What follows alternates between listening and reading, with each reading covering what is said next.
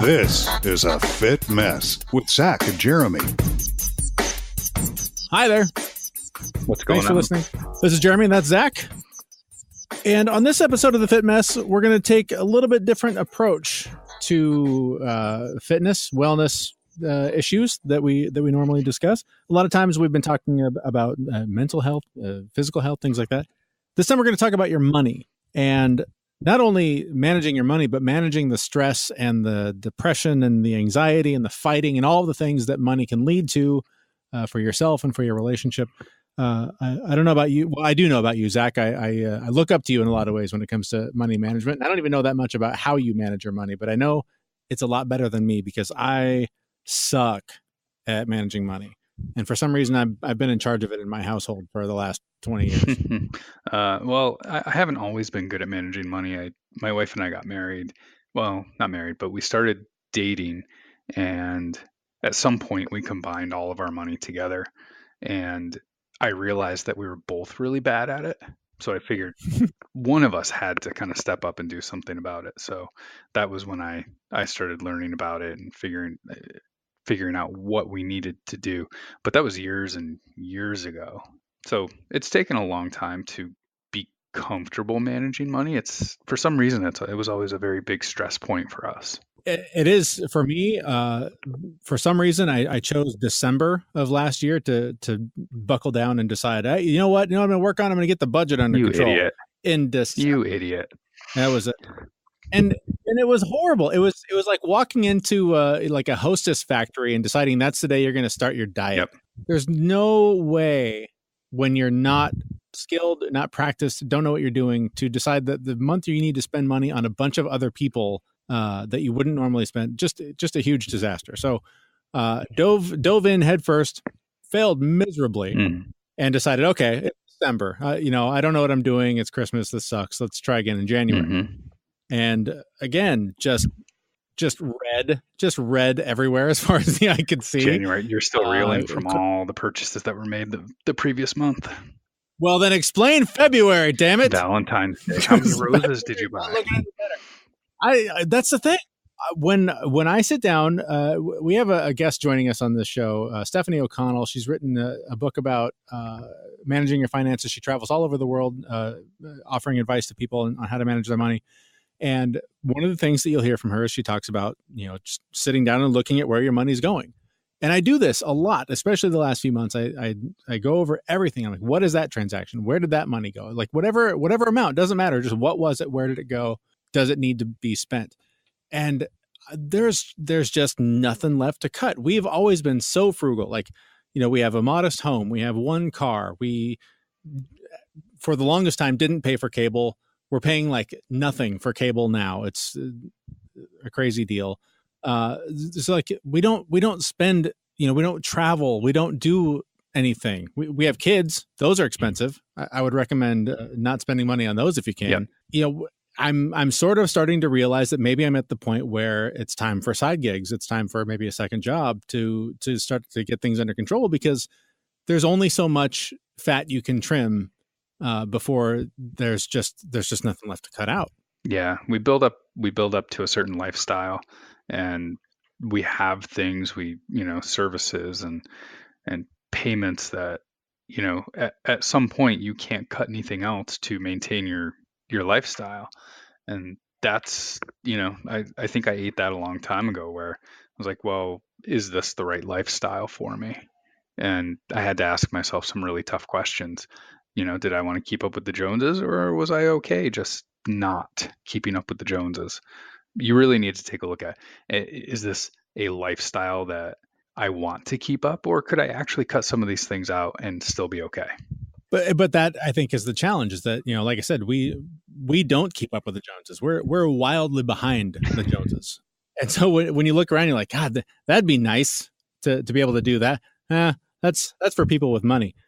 You start to realize that you're sort of running out of options, and maybe it's time to get a little bit more extreme. But at this stage of my life, that sucks, because working more means less time with my kids and less time at home, and that's where my values are. That's where my priorities are, is spending time with my family. Yep. But I'm starting to learn that maybe I can't afford the luxury of spending time with my family. Right. And that's the other side of it. You either need to, spend less or you need to make more. And that's really the only two answers. There's nothing else. So if you've cut everything that you can cut, then you need to make more. And there's options for it. I mean, a lot of people think I've got a job. Well, that's it. That's my only source of income. There's so many side gigs that you can run these days to make, even just a couple extra $100 a month. That can make a huge difference in a lot of people's lives. But with the internet, you can easily do that. Okay, so Zach, you clearly, from what I can tell, manage your money much better than I do. What do you do? What advice would you give someone before we talk to somebody who really knows what she's talking about? Yeah, so I use a tool called Mint. It's a free tool. It downloads all of your transactions and breaks things out into categories. So I think the thing that you need to do is to look at all of your transactions, but putting them into a tool that breaks it apart into, you're spending this much on this category or spending this much at this merchant. It reveals a lot of data that allows you to make decisions better. I think one month I looked and, added up all of my transactions at Starbucks for the month. And this is my wife and I combined. It's probably mostly me, but it is my wife and I combined. But we spent like $150 at Starbucks in one month. And it was nothing but coffees and drinks and sugar and nothing nutritious. And realized that's an inappropriate amount of money to be spending every month at Starbucks. I'm sure Starbucks likes it, but so I mean, I just look at everything that we spend, break it down by category, and say, what are we spending on the house? What are we spending on car payments? What are we spending on gas? Things like that. And then I flip it around and what are we spending at merchants, right? Are we spending a whole bunch of money at stores that we don't go to frequently, and why? What are we buying? What are we looking at there? Just understanding where your money's going is the number one way that you can figure out where to cut. And for me, coincidentally, I use the same tool. And the one that's been the most alarming in these last few months trying to get things under control is Amazon. And I don't know if this is kind of a universal across the country, but especially in Seattle, Amazon makes absolutely everything available within hours. So, you'll be thinking, oh gosh, we're out of milk, so let's order some milk. Oh, but there's a minimum, $35 order to get it in the next few hours or whatever. So we might as well get, the cat food and some protein bars and some other things. So it's really easy to go, well, we'll use that stuff anyways. So let's just order all this other stuff because we just need this one thing. Yep. And that sort of makes sense, but you find that every other day you're getting all these other things because you'll use them eventually. And then all of a sudden, you look at your transactions and half your money has gone to Amazon that month. So that's been something that, especially in the last few weeks, we've just gone, we need to just start going to the store so that we stop buying the extra things to fulfill the convenience of having it delivered, and not having to actually go outside. So that's been, I think that's one change I'm seeing this month, that we're still, 7 days left in the month to completely screw things up. But I think that's one area where we're starting to see things tighten up. But man, convenience is super expensive. It is.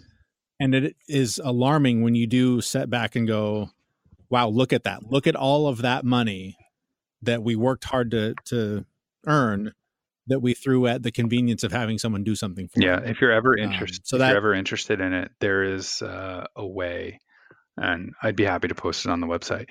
There is a way to go into Amazon and they will give you a CSV file of every single transaction that you've ever conducted on Amazon. So you can look at the total amount of money you've spent over your lifetime at Amazon. I did it one day and I nearly passed out when I saw the number.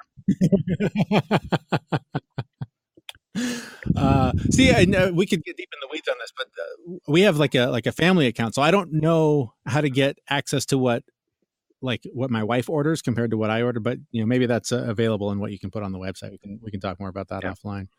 But yeah, so I mean, some basic steps there. We are lucky enough to be joined by an expert. Her name is Stefanie O'Connell. She has a book called The Broke and Beautiful Life. Her website, StefanieO'Connell.com. Tons of great, just simple, approachable ideas to help get your financial house in order. And if saving is something that you're working on, whether it's just for having reserves in emergency or a financial downturn, or if you're trying to save up for a vacation or a car or a house, whatever, tons of great resources. Her website, StefanieO'Connell.com, and it's with an F, by the way, StefanieO'Connell.com. We'll put a link on our website. But I was able to talk to her a little bit earlier, and we talked about really her story, because her story, I think, will resonate with a lot of you, that, she started out young, not really seeing much of a bright future in terms of her finances, and just decided that wasn't the way she wanted to live her life, and made some big choices. So I asked her to basically start by sharing her story with us. So I graduated college in the year 2008, which was not great timing, if you remember. It was the height of the recession. It was a tough time all around in the job market, and I was just kind of trying to figure it out. And what I found was that money was a constant struggle, and I was having trouble not just, finding well-paying jobs, but also trying to live in a very expensive city. And anyone who lives in a city or near a city can probably empathize with that experience. And so what I learned was that there were elements of my financial life that I could control, even in the midst of so much uncertainty and so much turmoil financially. And so what I started doing was focusing on those initial elements. So whether it was my saving in my living cost by, bunking up with roommates for way longer than anybody's probably lived with a roommate, to finding ways I could take that extra money that I would save from doing that or make from my side hustles, and learning how to save it more effectively, or learning how to invest it and grow it effectively. And what I did was chronicle that experience online on my blog, StefanieO'Connell.com, because what I found was that a lot of the financial advice out there that I was reading, it felt really inaccessible, and it felt like it was written for everyone who has a steady paycheck, who knows exactly what's coming in at all times, and it felt like you had to be making a lot of money, or you had to have a lot of expertise to succeed. And I wanted to kind of chronicle my experience to break that down a little bit and make things like saving and being financially responsible something that anyone can start to do no matter where they're starting from. And so there's some new research that you have that kind of gives us a little bit of a snapshot of how most Americans are doing when it comes to savings and getting their financial house in order. Exactly. So there's a new survey out from PurePoint Financial that finds that more than 2 in 5 people have less than $1,000 in their savings accounts, and 47% are leaving their money in savings accounts at the same bank where they have their checking account, which tells us that almost half of Americans aren't being really proactive with their savings. In fact, the survey found that nearly 75% of Americans are not actively looking for the best interest rates on their savings. So we tend to say we want to save money. We tend to say we value our financial health. But when it comes to actually following through on those values, even relatively simple things like making sure you're getting the most money from your bank, that doesn't seem to be a priority for a lot of Americans. So why aren't people doing that? That seems like a pretty, I should say, that's new information to me. I never thought about that because I prefer convenience. I like having all of my things kind of in the same place. I've never really considered, is it worth another 0.5% or whatever from the other bank that might be able to give me a better rate or whatever.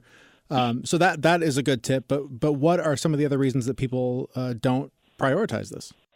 Yeah. So for one, you mentioned convenience, and actually the survey also found there's been a huge rise in convenience spending. So whether it's just leaving money on the table by not shopping around for the best accounts for your needs, or whether it's spending extra money to maybe save time or just have a little bit more convenience, we're definitely seeing a rise in that. There was actually one stat that came out that said 1 in 4 Americans admit that they would spend double to have their food delivered than to walk 20 minutes to go pick it up. Now, I totally get it, right? Like there are times where I just want the convenience. But if you haven't established a habit of saving first, it's really dangerous to get into the habit of convenience at the expense of your saving. I'm not saying you should never order delivery, but it's really important to make sure you have a financial foundation in place before your discretionary expenses get totally out of hand. So this may or may not be from personal experience, but what if you're hearing this and you're thinking, yes, savings, that's a good priority. I need to do this.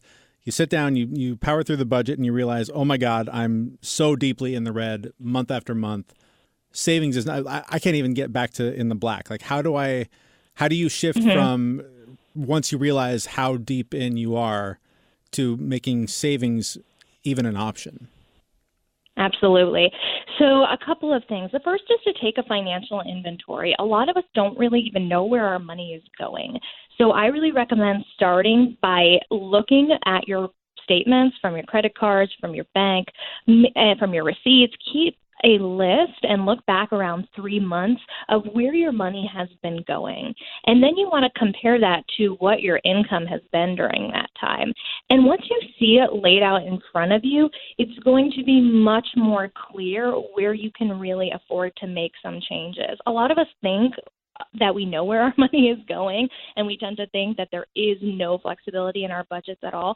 But there generally, when we stop to actually look at the numbers, there is a little bit of flexibility. We just have to sit down, reflect, and find it. And sometimes it might mean making bigger sacrifices. You know, for me, I talked before about having roommates. I have literally never lived alone. I'm 32. I have never lived alone. Okay. So that was a sacrifice I was willing to make because I lived in New York City, high cost of living. It was the only way I could afford to do it. But that was a trade-off that was worthwhile to me to both live in a big city and have some savings and financial stability. So we need to make sure we're asking ourselves those kinds of hard questions. And then the other side of this equation is also our income. So this was another big thing for me to think about what skill sets could I acquire and knowledge could I gain that could make me command a higher income. And could I ask for a raise when I was working with somebody? And could I side hustle to bring in extra income? So I like to work both the expense side of the equation and the income side of the equation to free up some funds. Now, you did mention the debt piece, and that's really important too. And there's always that question of, do I save or do I pay down debt? And ideally, yes, we want to do both.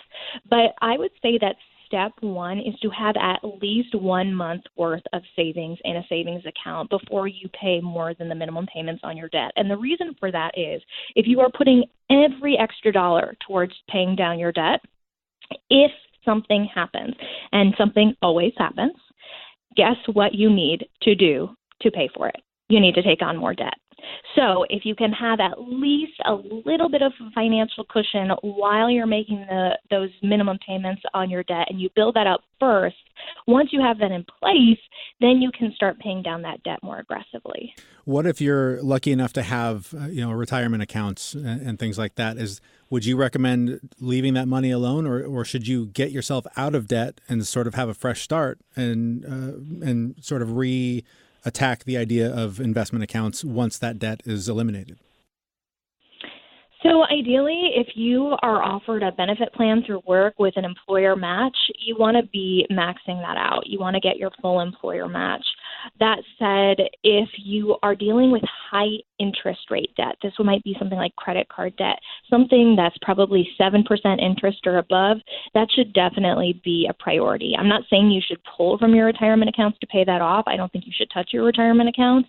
However, it does make sense to put the full force of any extra financial cushion you have towards paying down that high interest debt.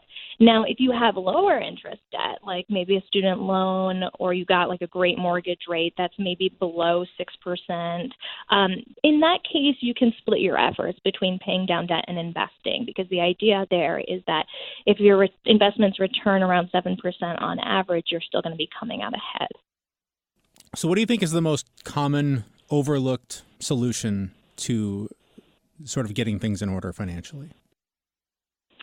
The most easy thing is often the most effective thing. And I think there are two things. One is tracking your money. And that's kind of what I said before about taking a financial inventory. It's much easier both to make a plan for where you want to go when you know where you currently stand, and it's easier to hold yourself accountable when you're tracking your money on a daily or weekly basis. And the second thing is to just set aside the time. So we talk about our health and fitness, and we talk about setting aside time for workouts or for cooking, developing a health practice. And I recommend that people similarly set aside time to build up a money practice. And that can mean setting aside time to track and review your expenses, review your credit card statements, do what we said before, like shopping around for the best interest rates on your savings, looking for new information that you can learn, adding to your skill set, learning how to invest if you don't know how to invest. Just setting aside a dedicated period of time, much like you would for your health, is a really great strategy. I read a book by a great author. Her name's Jen Sincero, and she offers some money advice as well. And at one point, she offered something, and it's a little bit more on the woo-woo. It's a little bit less practical, but something about your story resonated with what I learned from her, and it was the idea of really just kind of visualizing and deciding that you're going to live that life of your dreams, or save that amount, or buy that car, whatever that thing is. But that visualization process and sort of just deciding, this is just who I am now. This is just what I'm going to do now. Does that play a part sort of in how you approach things? 100%. I love Jen's book, by the way. Isn't it good? It's really good. It's really excellent. And the mindset stuff really shouldn't be overlooked, because if you do not believe that you can do better than you're currently doing, if you do not believe that you can save more or make more or whatever it is, you're not likely to take the actions to actually make that happen. So it starts with belief, and the belief informs the action, and the action informs the outcome. But if you don't believe you can make more money, then you're not going to ask for a raise, and you won't make more money. So it's a self-fulfilling prophecy. So yeah, the mindset stuff 100% matters, and that has been absolutely true in my experience as well. Our thanks to Stefanie O'Connell, her website, StefanieO'Connell.com, the book, The Broke and Beautiful Life. Tons of good advice there. And I'd like to start with kind of what she wrapped up with there, and the idea of really focusing your mindset, deciding this is what is going to happen for me, whether it's I'm going to get the raise that I deserve, I'm going to get the second job, I'm going to save an extra, $100 a month, whatever it is, without deciding that that's just going to happen. It's not going to happen. I feel like in my experience, most of the change and the growth that I've experienced began with that thought of whatever the thing is, I'm just that guy now, and that's how I'm going to live my life. And I feel like that is really the best place to start before you even open up a tool like Mint or looking at your money. Just making that conscious decision, I'm going to do whatever it is better. Mm-hmm. One of the things that you can do once you've made that decision, there's certain tools that you can put in place to help you along that path. I think, Jeremy, you and I have talked about this. I have multiple bank accounts, right? Most people just have like one bank account. I think I've got probably 5 bank accounts, all for different purposes. And one of the reasons for it is with my paycheck every 2 weeks, I've set a certain amount that goes directly into a bank account that I have set aside for savings. And that one has a really good savings rate. Mm-hmm. I have another bank account that a certain number of dollars goes into for investments, and it's only for investments. And then I have the rest of it kind of goes into a bill paying bank account. And all of these banks are completely separate. If I'm going to move money from one to the other, I have to go in and think about it, because it's going to take a couple of days. I can't get at it right away. That seems like a lot to manage for me. Like for me, I mentioned to Stefanie that and we talked a little bit before the interview, I'm very much into convenience. And so I like having my credit union because I don't trust banks. I like having everything there so that I can, because I often need to move money quickly to cover my ass on something that I wasn't expecting, didn't know was going to happen, some emergency, whatever. And I feel like if I was in that situation where I went, you know what, I'm going to set up just a strictly bill paying account or whatever, that I can imagine scenarios where there's not enough money there and I don't have the time to move one to the other to cover my ass. I don't know if I'm smart enough guy to make that work, and I don't know if I'm a rich enough guy to need that. It can be complicated to set up, but once you've got it set up and you've looked at your numbers, you know where your money's going, you know where you can trim some fat. Once you've set it all up and you've put together your direct deposits and you've got, X number of dollars going to just a savings account, there's nothing saying that you can't move it over. But ideally, right, you have an account for savings, and that money's going to savings, and you don't touch it. That's the ideal way to do this. You don't touch it. So you don't have to manage it if you set it up to automatically go over there.